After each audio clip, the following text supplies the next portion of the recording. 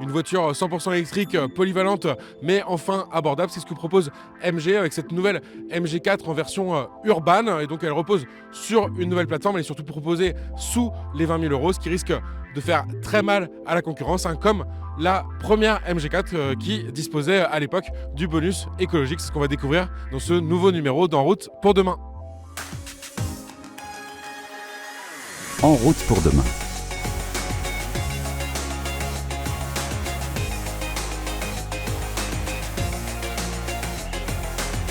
Bonjour à tous, je suis ravi de vous retrouver aux côtés de cette nouvelle MG4 Urban, un modèle qui a en fait rien à voir avec l'autre MG4 proposé dans la gamme de la marque britannique qui appartient au groupe chinois SAIC. On le rappelle, la marque MG elle est arrivée en Europe en 2019, donc en gros c'est un peu un pionnier de ces constructeurs chinois à l'assaut de nos marchés traditionnels, notamment la France. Et puis le succès il est au rendez-vous puisque MG vient de passer le cap du million de ventes sur le continent européen et des 100 000 ventes en France. Alors on s'en souvient il y a quelques années quand la marque proposait sa MG4, une compacte 100% électrique, elle avait tout simplement cassé le marché parce que le prix était très compétitif et à l'époque ce modèle il disposait du bonus écologique. Résultat, un prix qui était vraiment beaucoup plus intéressant qu'une certaine Renault Mégane électrique. Et puis face à ce contexte, le gouvernement français a mis en place depuis l'éco-score, tout simplement en fait le bonus qui est désormais soumis à des conditions de production en Europe. Et comme MG ne produit pas encore ces modèles en local, mais c'est en cours de projet, notamment avec des rumeurs qui parlent de l'ouverture d'une usine en Espagne, la marque finalement a réagi avec cette nouvelle plateforme E3 et proposé un modèle en fait qui est complètement différent de la MG4 qu'on connaît, qui est plus grand en fait, alors qu'il porte cette dénomination urbaine qui pourrait laisser penser qu'il est en réalité plus petit. Cette MG4, elle affiche une longueur de 4,39 m, pratiquement 4,40 m, et en gros on est à 10 cm de plus que la MG4 EV normale, sans l'appellation urban. Un modèle plus grand mais qui se veut aussi plus abordable que sa petite sœur dans la gamme. On est ici sur la version d'entrée de gamme avec un prix de départ sous les 20 000 euros. Ce modèle il repose aussi sur une nouvelle plateforme dite E3 et donc avec une architecture différente de la MG4 classique qui est en architecture propulsion, donc avec le moteur à l'arrière. Là on est avec le moteur à l'avant. C'est d'ailleurs ce qui explique pourquoi on a cette trappe de recharge positionnée aussi sur l'aile gauche à l'avant et non à l'arrière comme sur la MG4 classique. Côté design, on a un peu plus de rondeur que sur la MG4 classique. Et puis on a finalement ce look de petit break qui montre un peu la polyvalence de ce modèle. En tout cas, c'est ce que veut afficher MG avec cette MG4 Urban.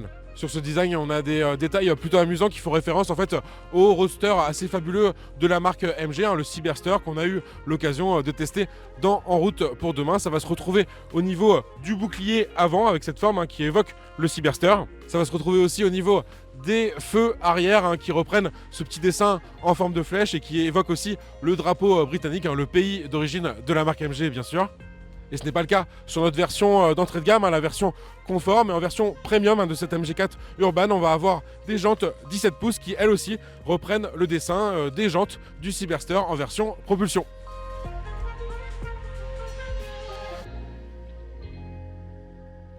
Un design que je trouve aussi plus consensuel que sur la MG4 classique. Et puis on va avoir ces petites barres de toit aussi pour peut-être apporter ce côté mini break.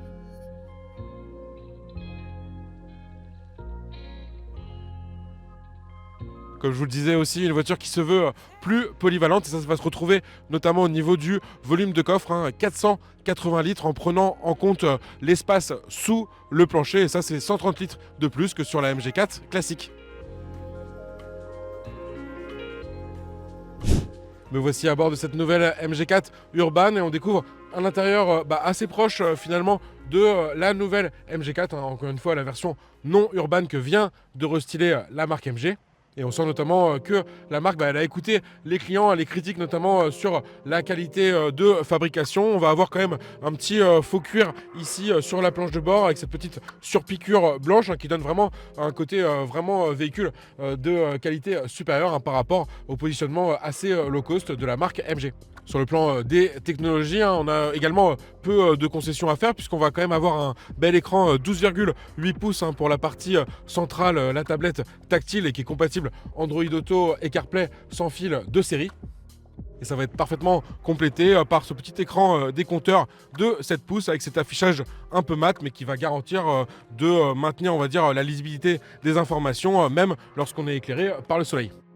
Les autres bons points, c'est qu'on va avoir pas mal de petits raccourcis physiques, ce qui manquait finalement aussi sur les précédentes MG4. On va avoir notamment une partie dédiée à la climatisation. En 2-3 interactions, on va pouvoir comme ça ajuster le flux d'air et la température. Donc ça, c'est juste parfait. On a les traditionnels raccourcis vers le désembuage avant et arrière. Bien sûr, le bouton du warning et une partie aussi qui est destinée à régler le volume facilement. Et on a aussi pas mal de raccourcis au niveau du volant. Bref, par rapport à ce qu'on a connu par le passé, on sent que MG a vraiment gagné en termes d'ergonomie sur les interactions entre le conducteur et puis tout ce qui va être nécessaire de régler à bord.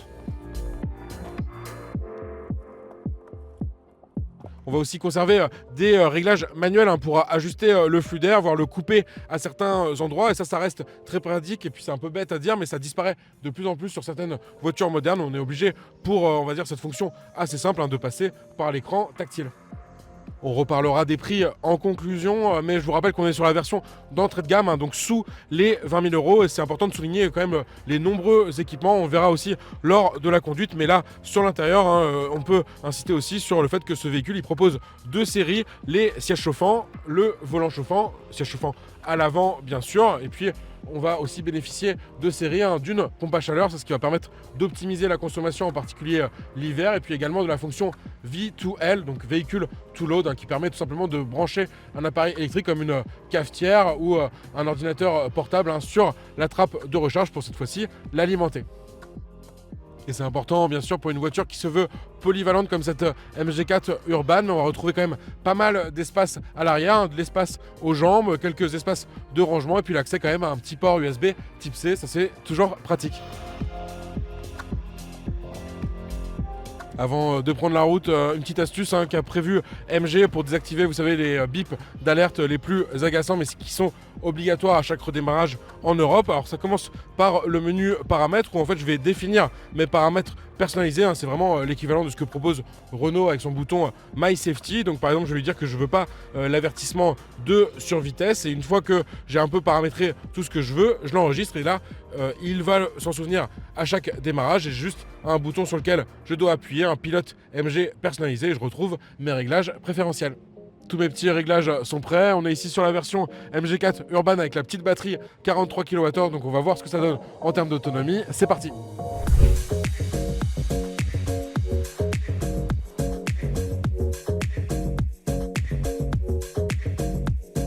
Maintenant un petit peu plus de 200 km qu'on roule à bord de cette MG4 Urban, donc je rappelle en finition d'entrée de gamme, donc Comfort, et avec la petite batterie, donc 43 kWh. Alors le premier bon point à signaler, c'est en termes de confort de conduite. On a vraiment un bon ajustement des suspensions. Un MG insiste sur ce point. Les voitures, elles sont encore fabriquées en Chine, mais l'ingénierie, en tout cas le développement final, il est réalisé en Europe pour l'adapter au goût et puis surtout au contexte des routes européennes.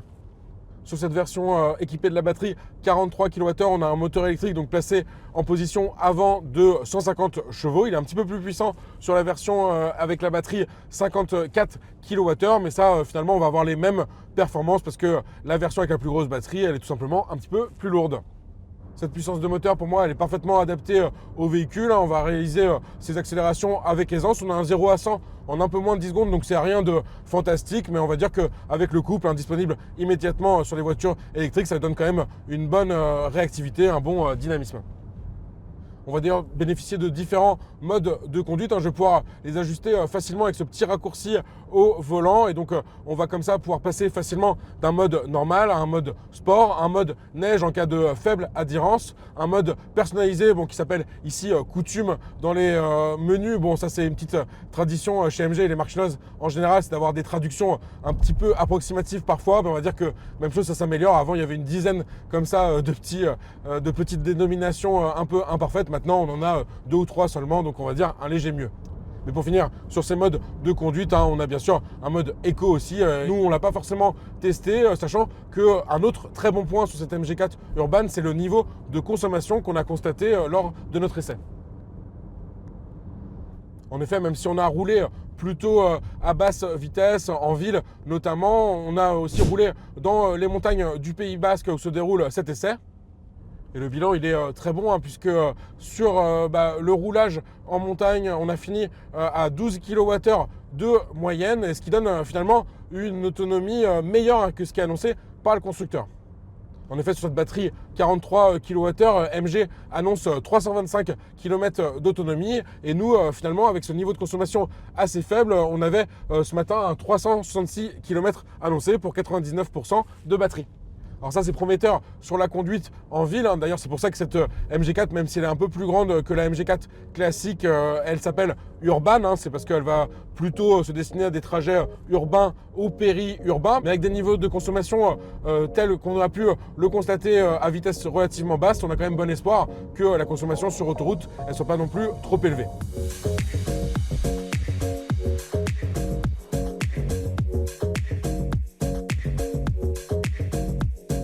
Sur le papier, ce trajet longue distance avec cette MG4 Urban, même avec la petite batterie, il reste théoriquement possible, puisqu'on va avoir un niveau de charge en courant continu de 85 kW. Donc c'est pas exceptionnel, mais MG garantit que eux, en fait, ils vont avoir une courbe de charge avec ce pic de puissance qui va être quand même maintenu assez longtemps, et ce qui permet d'espérer un 10 à 80% en 30 minutes, à la fois sur la version 43 kWh, mais aussi sur la grosse batterie de 54 kWh.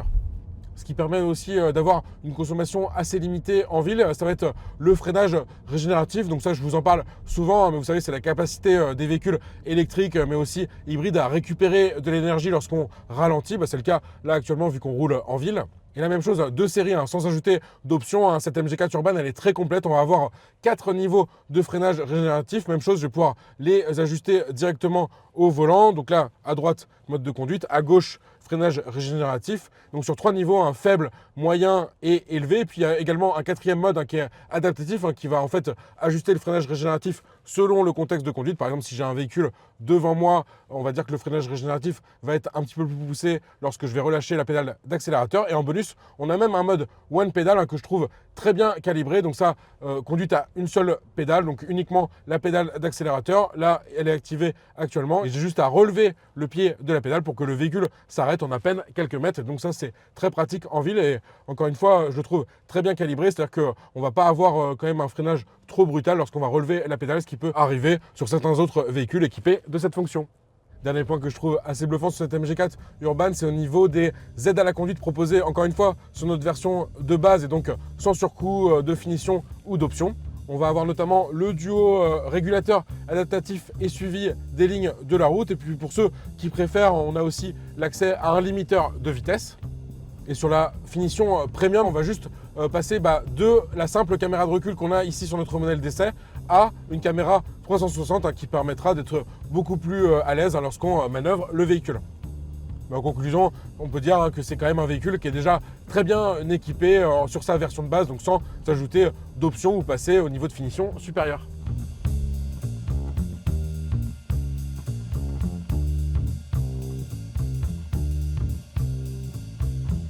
Nous arrivons à la fin de cet essai de cette MG4 Urban, l'occasion de parler d'un de ses derniers points forts, sans aucun doute, son prix. Le point important à retenir, c'est que MG finalement ne propose pas ici une version qu'on pourrait qualifier de low cost de sa célèbre compacte, mais plutôt une proposition unique sur le marché, c'est-à-dire une voiture du segment supérieur, mais au prix d'une citadine. Notre modèle d'essai est d'ailleurs un bon exemple. On a testé aujourd'hui la version d'entrée de gamme, la version Comfort, 43 kWh pour la capacité de la batterie. Et elle est affichée à un prix catalogue de 24 995 €. Mais en fait, MG pratique une remise commerciale assez importante de un peu plus de 5 000 € pour compenser notamment l'absence du bonus écologique, et le prix de départ il tombe ainsi sous la barre des 20 000 € à 19 990 € exactement. Et cette remise, elle devrait s'appliquer au moins jusqu'à la fin de cette année 2026, nous a confirmé un porte-parole de la marque. Sur notre modèle d'essai, encore une fois, pour être assez clair, on n'avait qu'une seule option, l'impeinture métallisée à 650 €, ce qui nous donne un prix final pour cette voiture, tel que vous l'avez vu à l'écran, de 20 640 €. Et pour une compacte de ce gabarit, c'est tout simplement imbattable. Si vous avez besoin de plus d'autonomie, cette version Comfort, elle est aussi proposée avec une batterie 54 kWh avec 416 km d'autonomie. On passe à un tarif de 27 495 €, mais encore une fois, avec la remise MG de cette année 2026, on arrive à peine moins de 22 500 €, et ça fait finalement donc 2 500 € de plus que la version 43 kWh, mais avec 100 km d'autonomie en plus. Enfin, il y a une version premium qui vient chapeauter la gamme avec uniquement la batterie 54 kWh et donc 405 km d'autonomie annoncée. Un petit peu moins que la version confort avec la même batterie en raison principalement des jantes plus grandes. Et là, on sera à un tarif de 25 500 € avec l'ajout d'équipements quand même assez intéressants comme la connectivité avec le smartphone, le système son 6 haut-parleurs ou encore la caméra 360. C'est le haut de gamme de cette MG4 Urban, et pourtant on reste sous les tarifs d'entrée de gamme de pas mal de concurrentes européennes et en particulier françaises. On peut commencer bien sûr par la star du marché français, la R5, le modèle phare de Renault. Et donc si on prend sa version Evolution de 120 chevaux, ce qui nous semble être la version aujourd'hui d'entrée de gamme la plus polyvalente sur ce modèle, elle s'affiche à 27 990 €. Et donc une fois le bonus déduit, vous êtes à 24 790 €.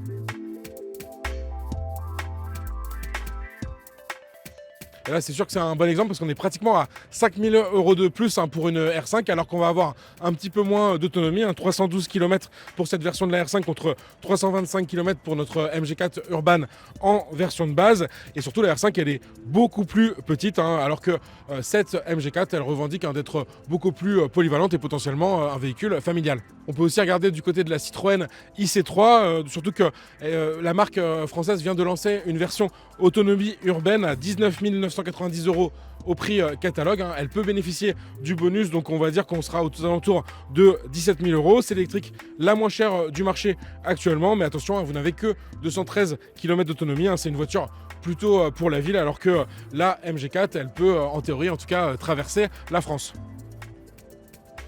Et si on veut la Citroën IC3 avec un peu plus d'autonomie, 325 km, là on passe à 20 300 € de tarif de départ, un bonus déduit. Et donc on est un petit peu plus proche du prix de cette MG4 d'entrée de gamme, mais pour une voiture plus petite comme pour la R5. Et puis surtout dans le cas de la Citroën IC3 avec beaucoup moins d'équipements proposés.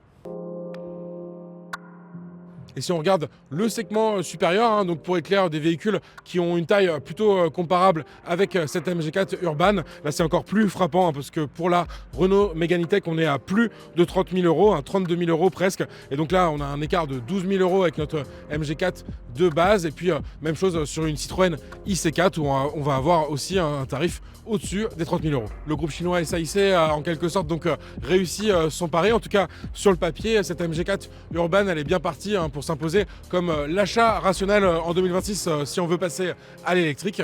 Alors certes, elle n'a pas le capital sympathie d'une R5, mais sur le rapport prix-espace-autonomie, elle est tout simplement imbattable. Elle est seule au monde, cette MG4 Urban. Surtout dans le contexte actuel avec le conflit au Moyen-Orient, des prix élevés des carburants et donc de plus en plus de Français qui sont incités comme ça à passer à l'électrique. Et c'est aussi le cas chez MG avec des clients qui viennent en concession chercher un modèle comme une MG3 hybride plus, donc un modèle hybride non rechargeable, mais qui vont se laisser tenter comme ça pour passer à l'électrique. C'est la fin de ce nouveau numéro d'En route pour demain. Merci beaucoup à Marie Mabilet d'avoir réalisé cette émission. Je vous rappelle que vous pouvez retrouver cette émission sur la page YouTube BFM Tech, le site internet de BFM Business ou également en multidiffusion sur la chaîne Tech & Co et puis également en podcast sur la plateforme RMC BFM. À très bientôt.